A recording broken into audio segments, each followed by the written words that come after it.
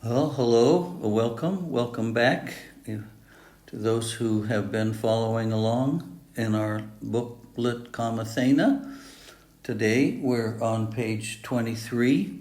I've been forgetting to mention that there are on the channel you can find ways to make contact with me if you have any questions, if there's any kind of help I could or support I could offer to you in your practice. Please always feel free to reach out. Okay, let's start page 23. The title on the top says Thinking, Listening, and Doubting. So let's see. Thinking. Conceptual proliferations. That mental noise or internal dialogue is mostly obsessive self-reference through either affirmation or denial, with its disturbing pride and desire. Wow. Okay. So in the secular world, thinking is highly valued. The better our education, the better chances we have for having a better livelihood, getting better kinds of jobs. People who score high on SAT tests and IQ tests and other forms of intellectual challenge are valued, and they should be in the secular world. But in the Dhamma world, thinking is a distraction that's called sankharas, and it's almost totally uncontrollable. That is, it's uncontrollable until we have strengthened our meditation and mindfulness practice. So letting the mind wander or run where it will is the opposite of samadhi, the opposite of concentration, and therefore it's a hindrance. Some recent social science research suggested that we have about 10,000 thoughts a day. I think that's not nearly high enough. The job of the secular consciousness, the secular mind, is to make thoughts, in the same way that the job of the physical heart and the body is to pump blood. That's what it's supposed to do, and if we're healthy, that's what it does. Our goal in practice is to become the master of what the mind is doing instead of the slave. And the only way to become the master is through meditation and mindfulness, as far as we are concerned in the forest monk tradition. Thinking merely reacts to and follows our moods, and they carry on with no end in sight. One of the images in the scriptures we may all be familiar with is a monkey swinging from tree to tree, from limb to limb, and monkeys are known to be always agitated, always kind of jumping and seldom sitting still. That's why it makes a good analogy to our mind. And I want to stress here that those words, no end in sight, if we don't put the brakes on, the mind will never rest. Absolutely never rest. 24 hours a day through our nightly dreams and through our daily obsessions. That's what it does. It's been doing it for a very long time. It's very skillful, and it's a powerful hindrance or enemy to tranquility, equanimity, or peace of mind. defiled emotions are almost always accompanied by excessive thinking. So I guess we have to at least consider what is a defiled emotion. If is there any emotion that's not defiled, but certainly anger and hatred and resentment and depression and anxiety and doubt and emotions of retribution, condemnation, blaming, fault finding. Certainly they fall in the category of defiled emotions. So in this sentence, it says they are accompanied by a lot of thinking. Can be vengeance or ways to get back at the one who you feel has betrayed you in some way or another. And the point also is, frankly, that all thoughts have an emotional component. So we need to be able to separate the emotions from the thought so that we can experience the world directly, the physical world directly through our five senses without having emotional responses to it. There's a Zen saying, when seeing just see and when hearing just hear. That's not what usually happens. We see something, we like it, we don't like it, or we're neutral. And that applies to all the five senses. So it's not a clear seeing, it's seeing with the attachment of our opinion. And those opinions are extremely troublesome to our tranquility. Thinking and wisdom are two very different things. I've talked about this previously. Thinking is important and valued, an essential skill, actually, to navigate the secular world, but it should not be confused with wisdom. In the forest monk tradition, wisdom arises in the heart. It's filled with compassion, loving kindness, sympathetic joy, a good will, generosity, patience, perseverance, etc. Whereas thinking is a brain function. If we're going to use that analogy, it can be completely devoid of compassion and goodwill towards others. Thoughts come into mind because I call them. Wow. So I'm going to talk about this as creating an environment, mental environment that welcomes certain kinds of thoughts. And there are scriptures in other religions that come to my mind where once we let the wrong kind of guest in our house, they call their friends. And before we know it, the house has been overrun.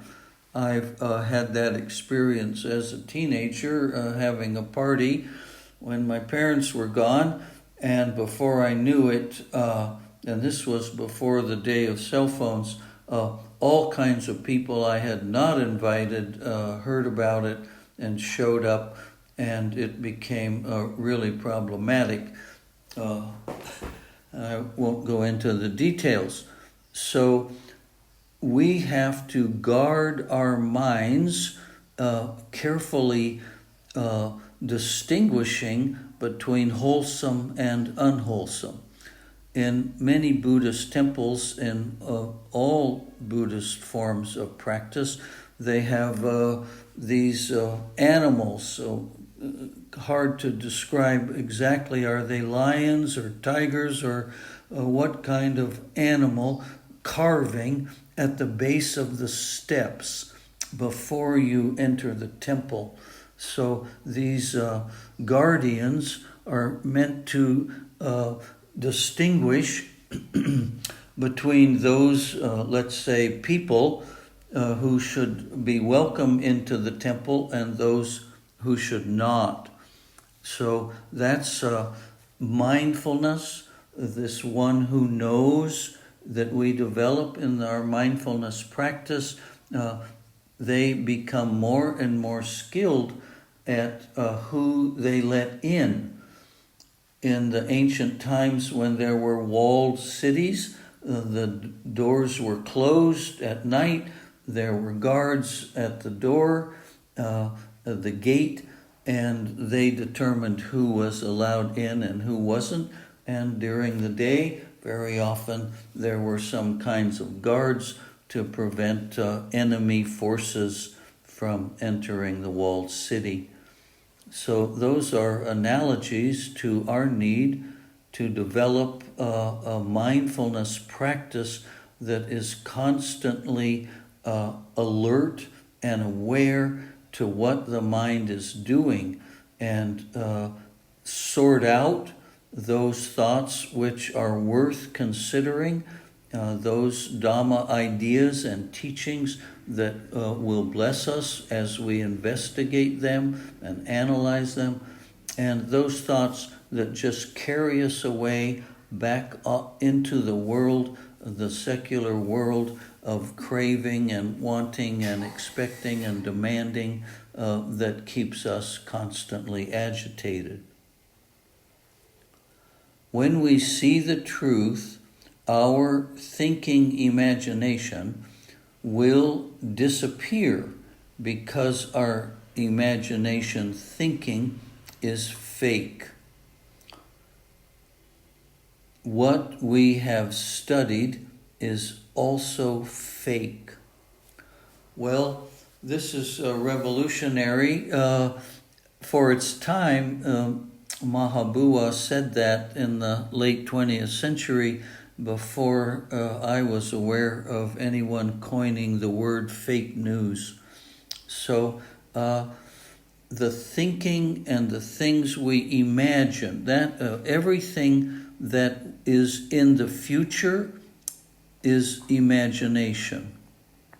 And to a strong degree, every memory we have is actually the imagination of something that we call a memory.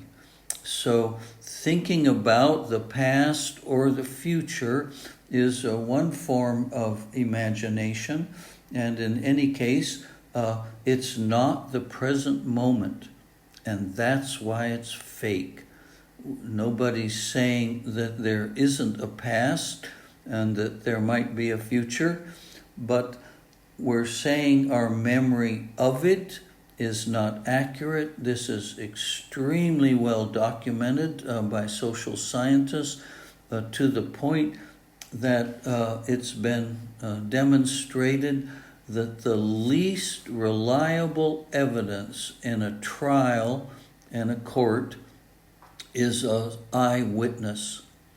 That eyewitnesses are just not having seen clearly without emotion, and they haven't just seen and they haven't just heard, because that experience is colored by their imagination, their expectations, their value systems, their political beliefs, their religion, their personal history, family background, their karma, that all colors the event in such a way as it becomes actually unreliable.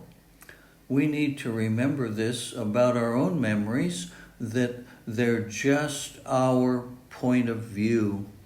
And children raised in the same household come away with very different memories of the same events.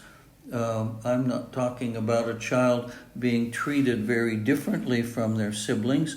I'm talking about children who have same neighborhood, same parents, same school, same culture, same language, the same vacations and Christmases, etc. And there may not be much agreement between them, or there will be someone of the siblings who has a very, very different opinion. And it's important to stress it's just an opinion. So what we have studied is also fake. So wow, when we read books about Dhamma, when we listen to YouTube Dhamma talks, when we go to retreats, go visit our teacher, that is not pure Dhamma. That is what we are still thinking about, imagining that we understand. We're still craving for success in our practice, etc. It's not yet the direct experience. And only the direct experience is true, and everything else is fake. Very strong, powerful teaching, a very difficult one. 4 unthinkables.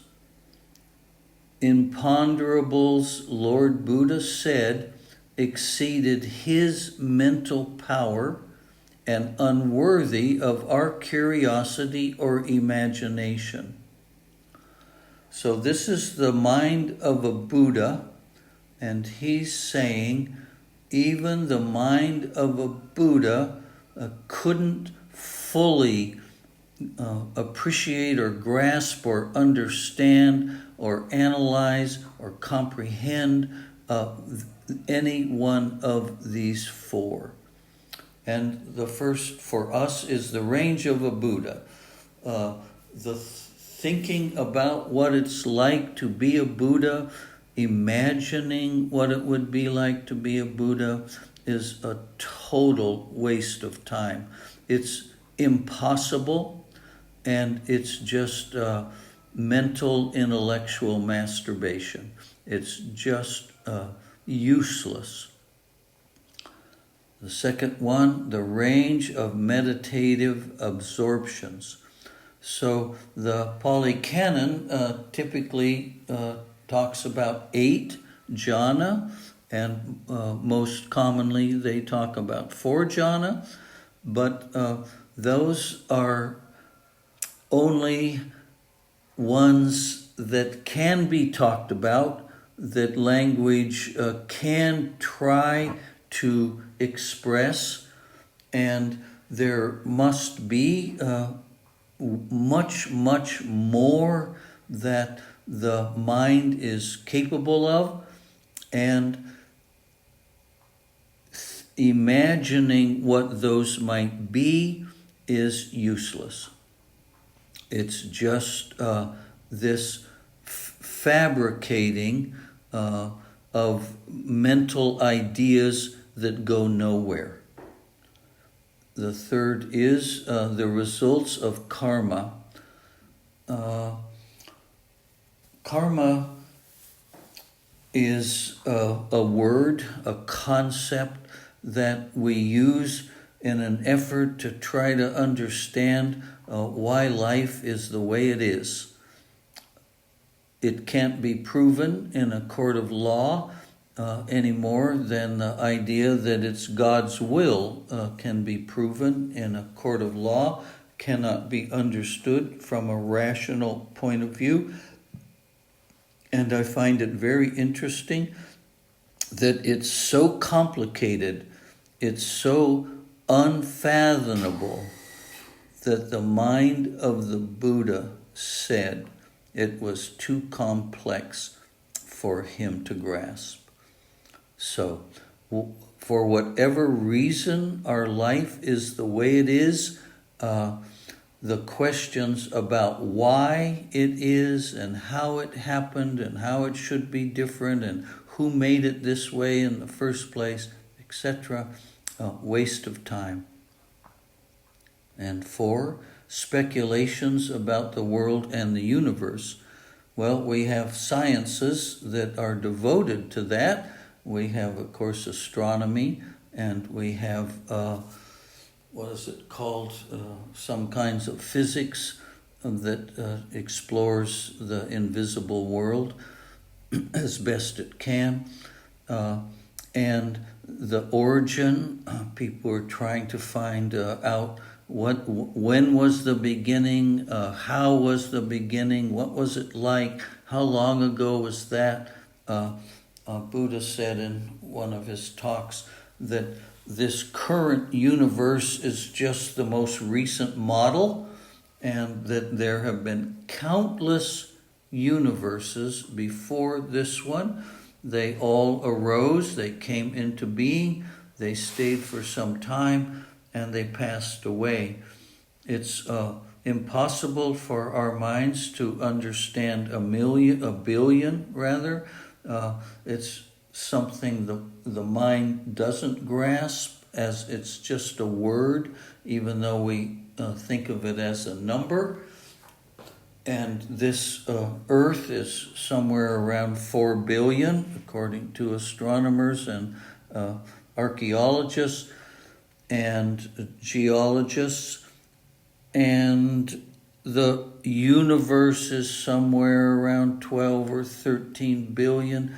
This is an inconceivable amount of time, just like the speed of light when we say the closest exoplanet or closest galaxy or something is, even if it's just 100 light years away, well, that's a distance and a time that is almost impossible to understand, and trying to is again just being lost in thought and speculation, and it cannot lead us to liberation from our own suffering. And now listening. Listening is a sound, an object of attention, which can cause the chitta, the mind, to stay in the present moment. I think it's helpful to remember in the time of the Buddha or Lord Jesus or many other individuals of history, there were no books. Nobody could read or write. When I say nobody, only the very, very elite. Thousands of years before Jesus or Buddha, the Egyptians and other cultures, they had writing, hieroglyphics and so on, but almost no one could read them, and only the elite, the pharaohs and the high priests and priestesses were educated using writing and perhaps reading and writing. So in those ancient times, if you're going to learn anything, you'll have to listen, and you have to be good at listening. And if you aren't, you remain ignorant. You can't remember what you heard at the time of the Buddha, the time of Jesus and others. People could hear something and remember it quite well. In the case of the Buddha, he said the same thing over and over for 40 years.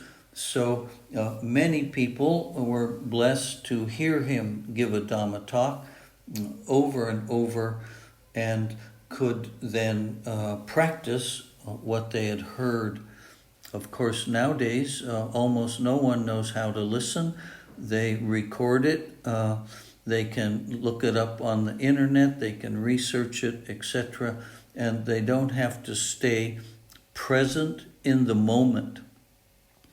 But if we're going to develop our concentration and our mindfulness to its highest potential, we have to recognize what sound is and not add our opinion about it, and stay present to listening and not getting tripped out by what the speaker is saying, and then proliferate all kinds of ideas about one thought the speaker expressed, and then we're missing the whole segment while we're tripped out thinking about what we just heard. So the ideal expression of listening is a moment by moment activity, requires concentration, and it requires the discipline of not letting the mind wander around the subject that we're listening to. The way to listen is dasana, to a Dhamma talk, is to focus your attention in the present moment. So that's more or less just says what I just said. If we can't stay in the present moment, we are lost in our own thinking and our own memories, and we have missed the opportunity to stay in the present moment. All right, that concludes today's page, number 23. Thank you for listening. Hope you gained some benefit. I hope you'll consider liking and subscribing and sharing with others this channel, that they might also receive a blessing.